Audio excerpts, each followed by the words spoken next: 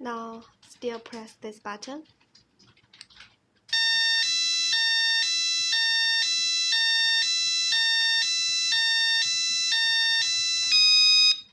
Okay, when the sound disappear, then we try connect with this. Okay,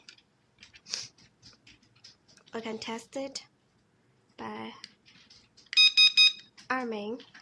Now, you see it's working. Now press disarming. Okay, the next one. When you study a new sensor, you need to keep it disarming.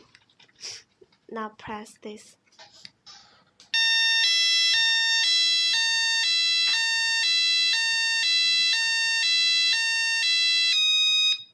Okay, and open it.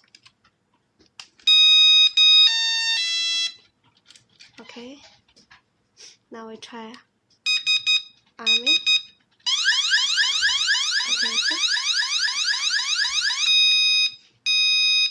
okay. Never press this S button.